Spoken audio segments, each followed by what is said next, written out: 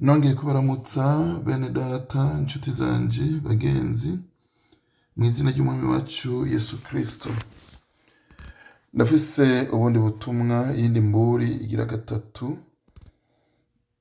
Uwiteka yampaye kugira ngo ushikirize ubwoko bwayo aho bari hose mw'isi.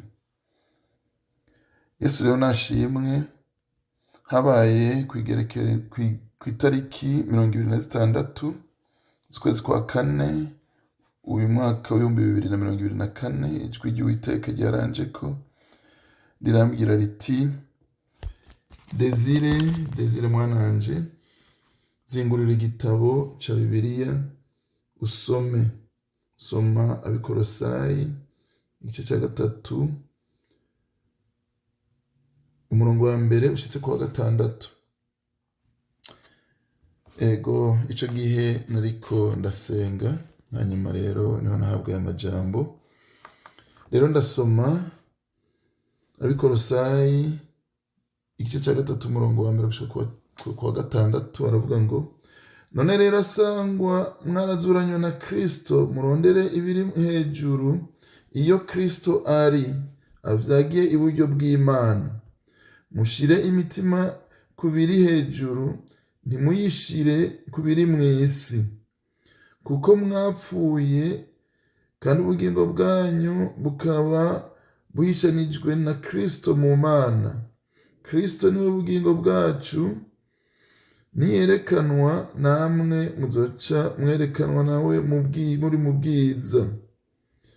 Nuko mwica ingingo zanyu ziri mw'isi: ubushakanyi, ibihumanya, ukwifuza kw'imibiri, ukwifuza kubi kose, no kwifuza ivy'abandi, niko gusenga ibigirwamana.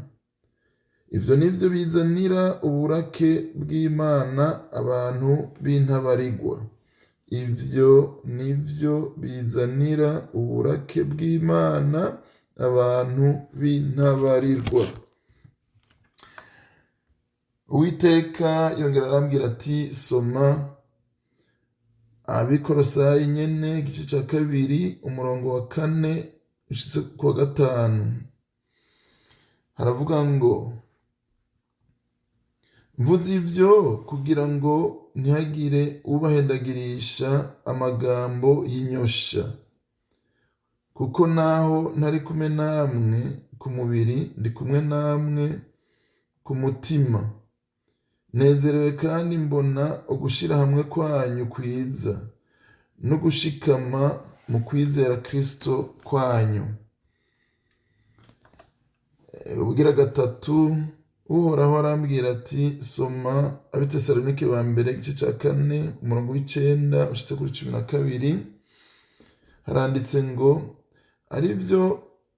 ariko ivyo gukunda bene data nimurinda kuvyandikirwa, kuko bwanyu mwigishijwe n'Imana gukundana. Kandi niko nyene mugiriranira na bene data bose b'i Makedoniya hose. Ariko bene data, turabahanura ngo murushirize kugira rwinshi, kandi mushishikare kwiyorosha no gukora ivyanyu, no gukoresha amaboko yanyu nk'uko twababariye, kugira ngo mugendere ingeso nziza kubo hanze, kandi mutagira ico mukenye. Ngaya amajambo Uwiteka yabanje kumpa imbere yuko ampa ubutumwa nyezina. Reka rero twinjire mu butumwa nyezina, twumve ico Uwiteka atubarira. Nukuri sindababesha, Uwiteka aradukunda. Yaravuze ati: ntaco nzokora ntabwiye ntibiye akabanga abasavyi banje. Reka rero twinjire mu butumwa nyezina. Uwiteka arabandanya avuga ati: Desire, ndagushima ko murondera ibiri mw'ijuru. Isi igiye gushirana n'ivyifuzo vyayo. Dezi, nabanguriye ukuboko ubutunzi bwo mw'isi. Nabanguriye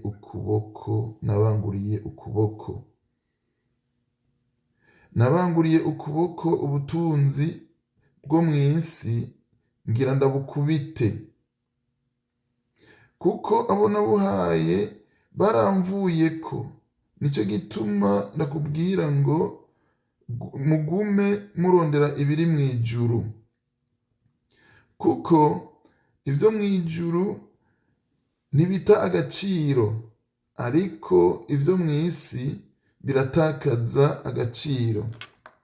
Isi iriko irashirana n'ivyifuzo vyayo.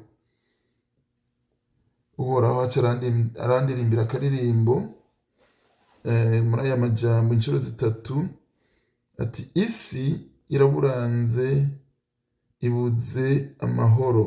Isi iraburanze ibuze amahoro. Isi iraburanze ibuze amahoro. Isi nayihaye umwana w'umuntu, maze arangije arayonona.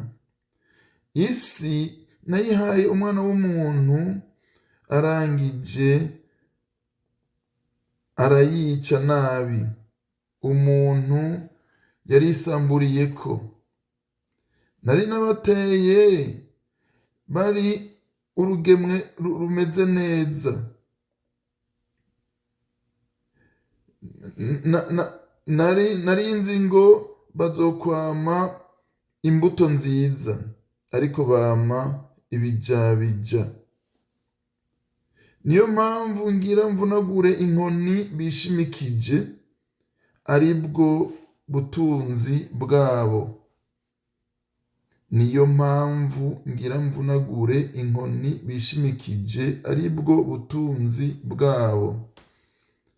Ivy'agaciro ngira mbiteshe agaciro.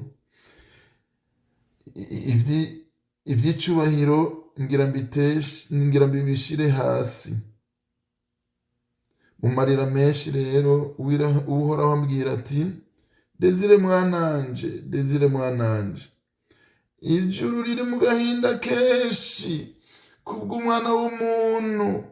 Ijuru rifise umubabaro. Ijuru riri mu kigandaro kubw'umuntu naremye mu ishusho yanje.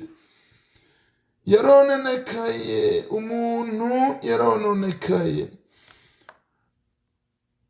Uko abantu barushiriza kugwira, niko ingeso zabo zirushiriza kuba mbi. Uko abantu barushirije kuja hejuru, niko ivyaha vyarushirije kuja hejuru birazamuka. None birananiye kuvyihanganira. Ndamanutse mw'isi. Ndimanukiye mw'isi. Nzanye inkoni yo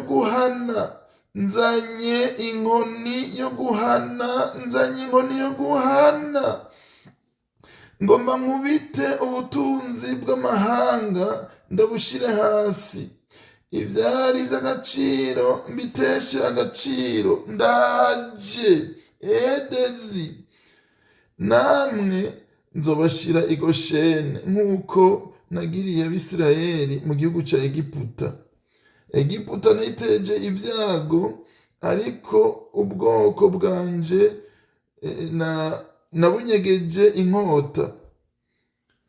Mu gihe abandi bari bicwa n'inzara, ariko bo narabagaburira. Muhumure, nzobatunga, kuko umuntu ntatungwa n'indya gusa, ariko aratungwa n'ijambo ryose riva mu kanwa kanje. Iryo niryo sezerano ryanje ridahinduka.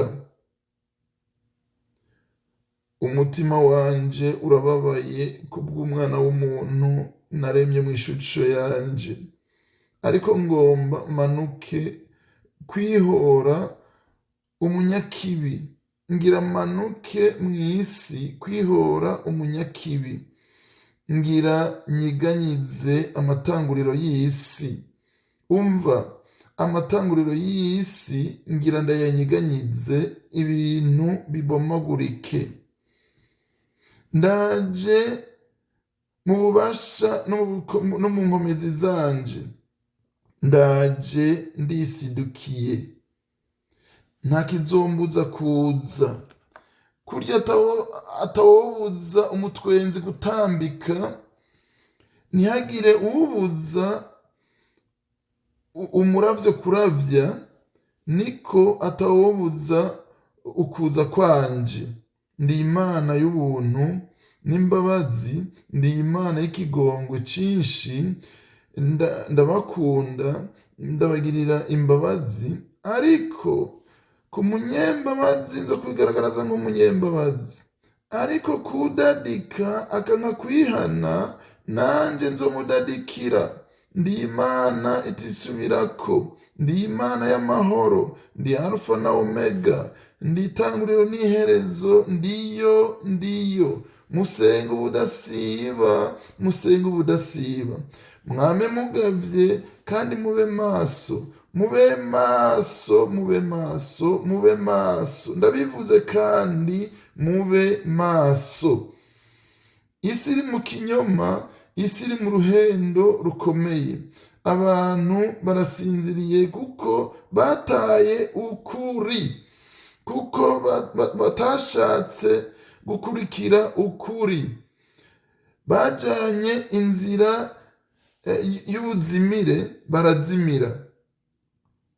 Niyo mpamvu navuze ngo ntimuze mwemere ibishuko, ntimwemere ababashukisha amajambo y'ubupfu n'amajambo y'ubwenge butari bwo, kandi ari amajambo y'isi, amajambo y'abinyama n'amaraso atagiramwo ubugingo.